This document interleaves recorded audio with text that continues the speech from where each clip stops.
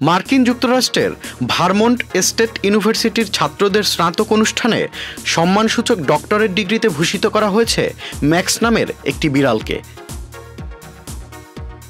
বন্ধুসুলভ এই বিড়ালটিকে তারা ইঁদুর শিকারের দক্ষতা বা অতিরিক্ত ঘুমানোর জন্য নয়, বরং তার সহচর্যের জন্যই স্বীকৃতি দিয়েছে ভারমন্ট স্টেট ইউনিভার্সিটির ক্যাসেলটন ক্যাম্পাস। বিশ্ববিদ্যালয়টি একটি ফেসবুক পোস্টে বলেছে, ম্যাক্স দ্য ক্যাট অনেক বছর ধরেই ক্যাসেলটন পরিবারের একজন আদুরে সদস্য। ভারমন্ট স্টেট ইউনিভার্সিটি ক্যাম্পাসের প্রবেশদ্বারের পাশ দিয়ে বয়ে যাওয়া রাস্তার পাশেই বাস করে একটি পরিবার। সেই পরিবারের পোষা বিড়াল এটি। বিড়ালের মালিক অ্যাশেলডো বলেন, বিড়ালটি ঠিক করেছে যে সে ক্যাম্পাসে যাবে। এরপর থেকেই সে কলেজের শিক্ষার্থীদের সঙ্গে আড্ডা দিতে শুরু করে, আর শিক্ষার্থীরাও তাকে আদর করতে শুরু করে।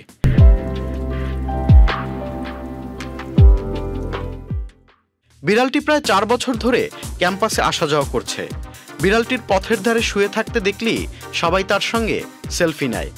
এমনকি সাবেক ছাত্ররাও যখন ক্যাম্পাসে আসে, তারা তখনই বিড়ালটির খোঁজ নিতে তার মালিক ডোয়ের কাছে যান।